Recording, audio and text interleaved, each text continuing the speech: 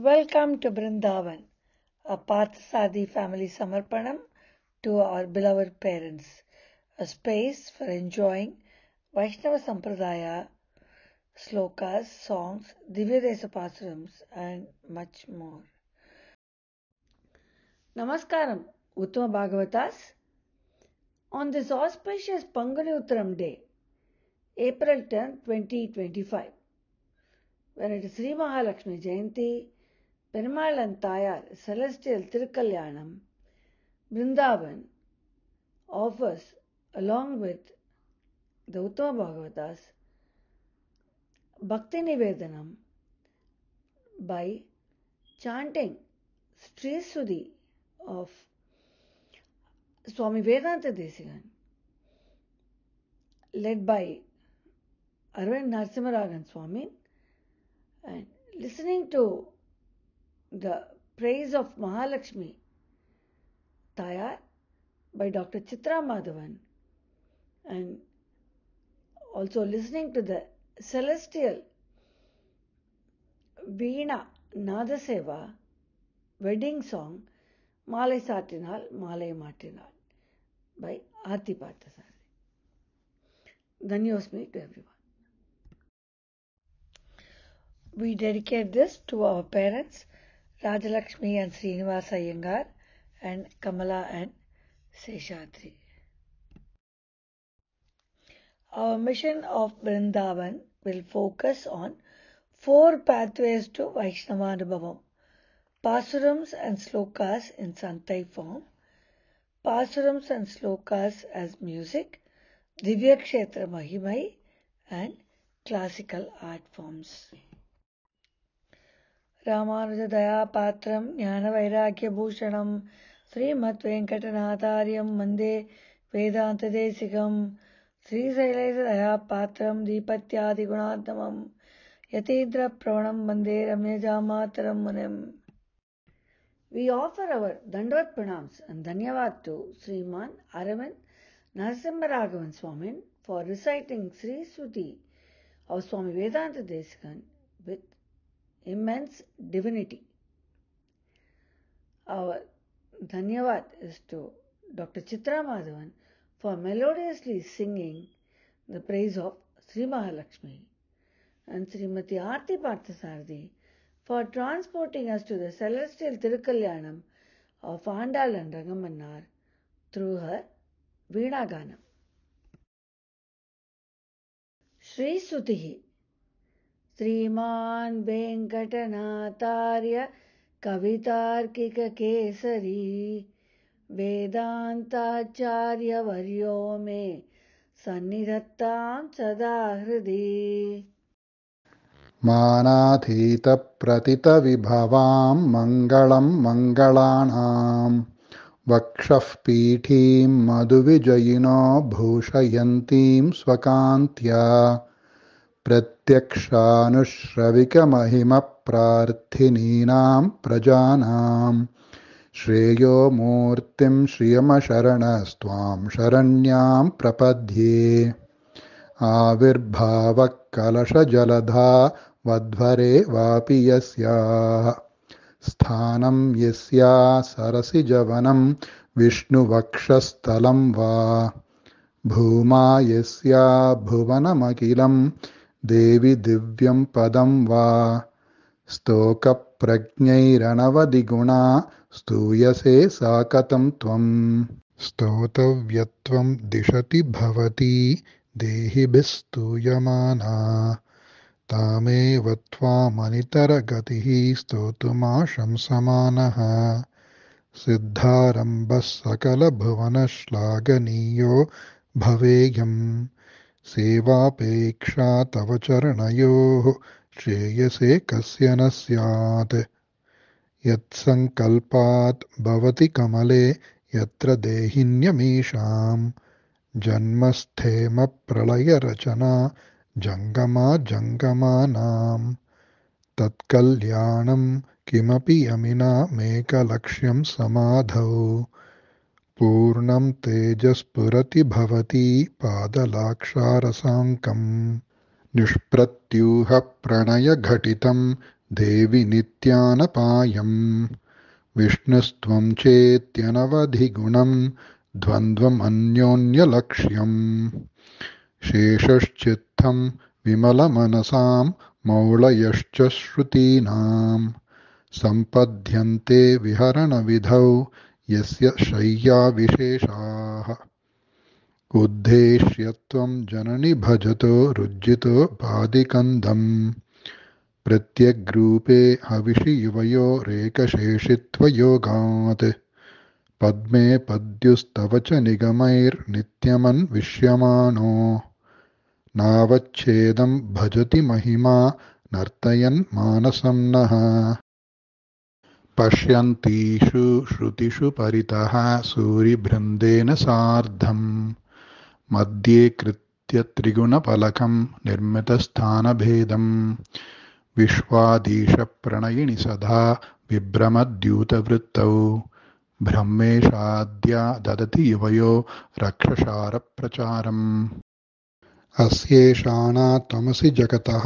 संश्रयन्ती मुकुन्दम् लक्ष्मीः पद्मा जलधितनया विष्णुपत्नीन्दिरेति यन्नामानि श्रुतिपरिपणान्येवमा वर्तयन्तो नावर्तन्ते दुरितपवनप्रेरिते जन्मचक्रे त्वामेवाहुः कचिदपरे त्वत्प्रियं लोकनाथम् किं तैरन्तःकलहमलिनैः किञ्चिदुत्तीर्यमग्नैः त्वत्सम्प्रीत्यै विहरति हरौ सम्मुखीनां श्रुतीनां भावारूढौ भगवति युवां दम्पती दैवतं नः आपन्नार्तिप्रशमनविधौ बद्धदीक्षस्य विष्णोः आचक्युस्त्वां प्रियसहचरीम् ऐकमत्योपपन्नां प्रादुर्भावैरपि समतनुः प्राध्वमन्वीयसे त्वम् दूरोक्षिप्तैरिव मधुरता दुर्धराशेस्तरङ्गैः धत्ते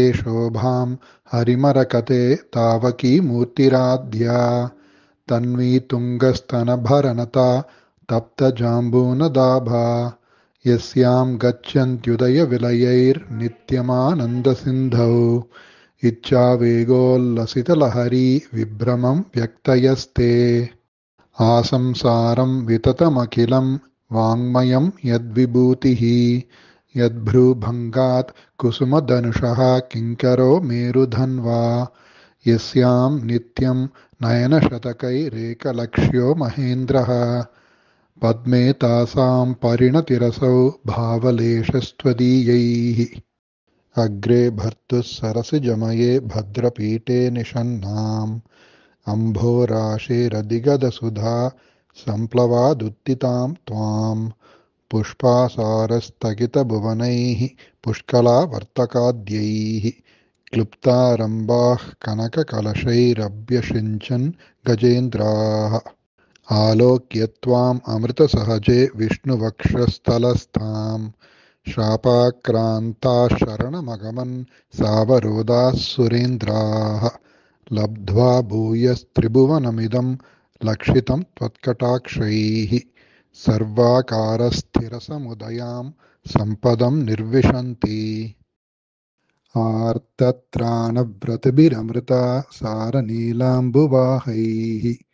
अम्भोजानामुषसि मिषतामन्तरङ्कैरपाङ्गैः यस्यां दिशि विहरते देवि दृष्टिस्त्वदीया तस्यामहमहमिकां तन्वते सम्पदोगाः योगारम्भत्वरितमनसो युष्मदैकान्त्ययुक्तम् धर्मं प्राप्तुं प्रथममिह ये धारयन्ते धनायाम् तेषां भूमेर्धनपतिगृहादम्बरादम्बुधैर्वा धारा निर्यान्त्यधिकमधिकं वाञ्छितानां वसूनाम् श्रेयस्कामाः कमलनिलये चित्रमां नायवाचाम् चूडापीडं तव पदयुगं चेतसा धारयन्तः छत्रच्छाया सुभगशिरसश्चामरस्मेरपार्श्वाः श्लाकाशब्दश्रवणमुदिता स्रग्विनः सञ्चरन्ति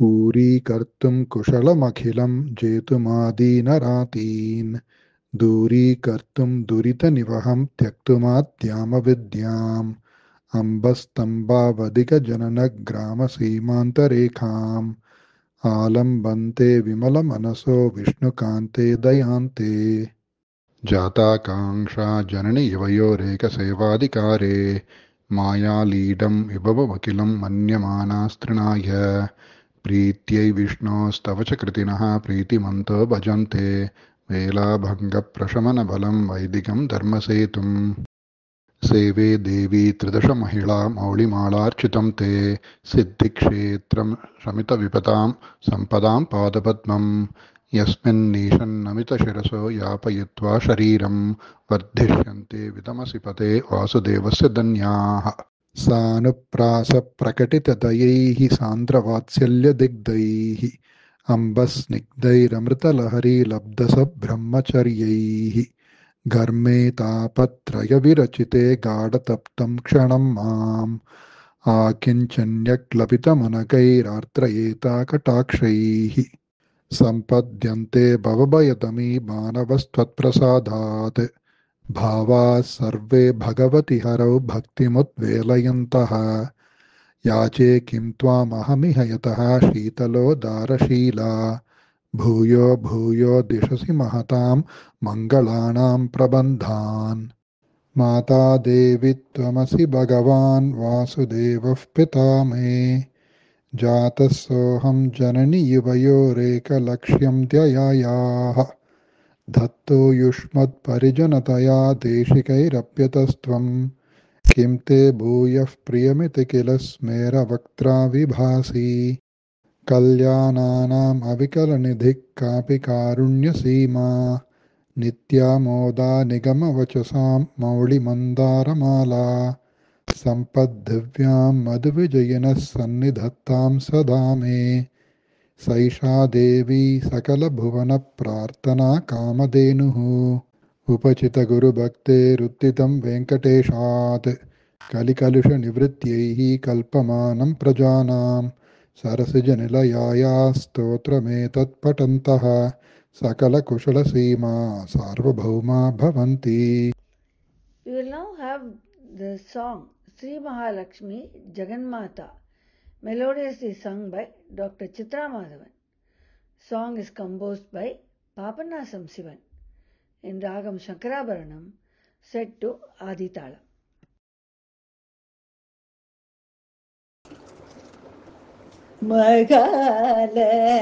Mahalakshmi Jaganmata Manamirangi Varamarul Mahalakshmi Jaganmata Manamirangi Varamarul Mahalakshmi Jaganmata Manamirangi Varamarul Mahalakshmi Jaganmata Manamirangi Varamarul Mahalakshmi Jaganmata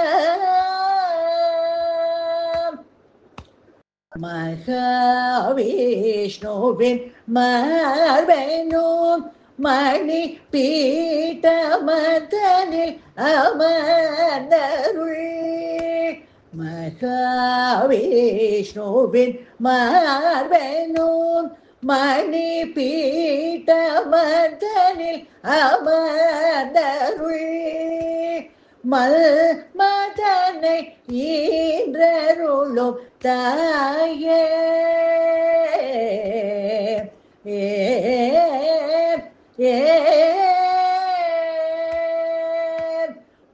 மன்மதனை ஈன்றருளும் தாயேதயாம் நிதியே மகாமாயே மன்மதனை ஈன்றருளும் தாயேதயாநிதியே மகாமாயே மகாலக்ஷ்மி ஜெகன்மாதா வீரங்கி வரமருள் மகாலட்சுமி ஜெகன்மாதா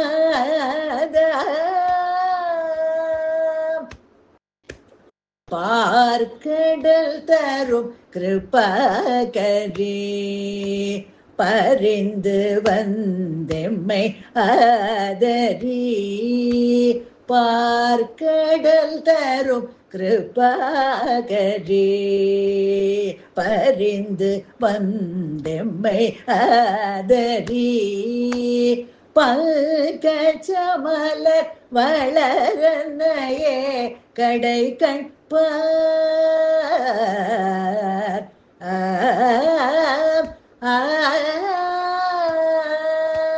பல்கச்ச மலர் வளரனையே கடை கண்பார் ராமதாசன் பணியோ பல்கச்ச மலர் வளரனையே கடை கண்பார் ராமதாசன் பணியோ மகாலட்சுமி ஜெகன்மாதாவன வீரங்கி வரமருள் மகாலட்சுமி ஜெகன்மாதா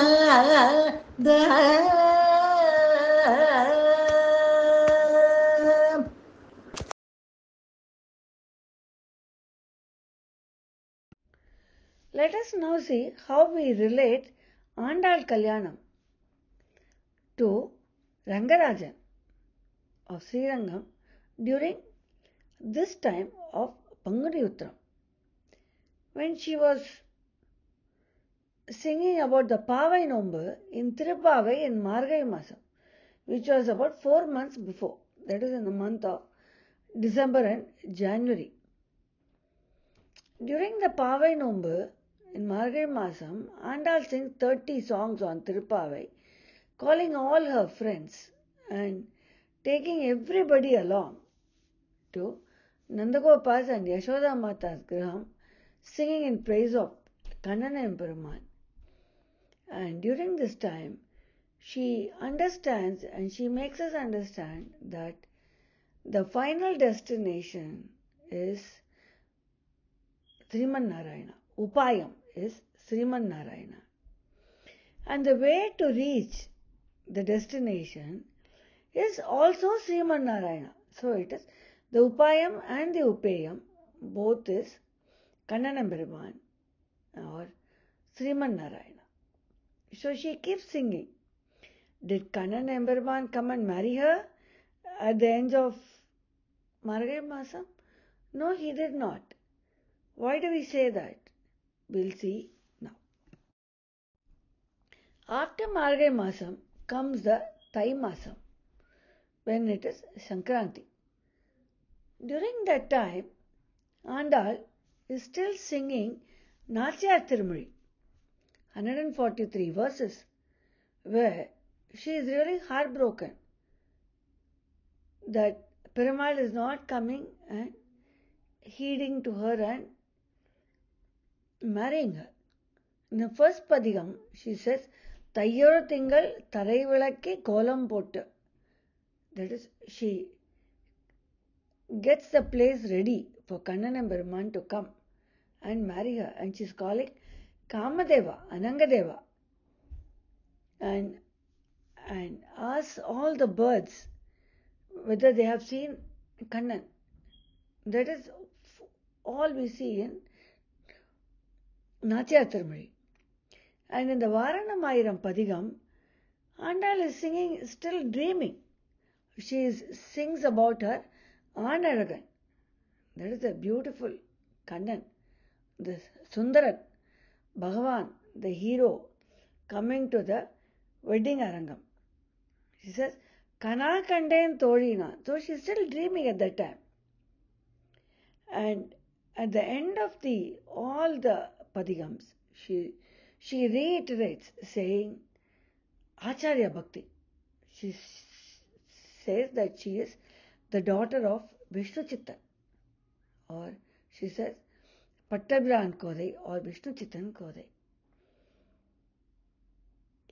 In the last Padigam, or the Palastuti, she says, whoever sings Natya Tirumazhi will have the Bhagyam to perform Bhagavad Kaikaryam and will be with Sriman M. Brahman eternally. That is, without any separation. So that is when she talks about the non-separation and being with Perumal. So at the end of that comes Pangarutram, when the actual Trikalyanam happens. And now we will have Arti Parthasarathi playing Malai Mattinal on the Veena and offering her Nadaseva.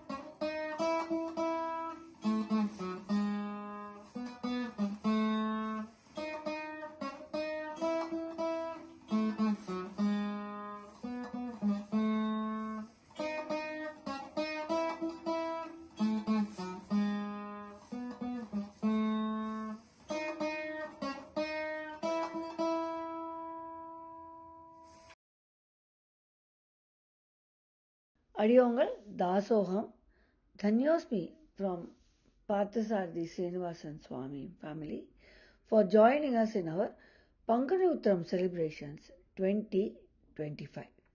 See you all in our next Vaishnavanubhavam. Thank you all for joining us in our Vaishnavanubhavam today. Please share with like-minded friends your Vaishnavanubhavam on Vrindavan. For more Vaishnavanubhavam or Sanatana Dharma Anubhavam, please visit brindavanjapam.com.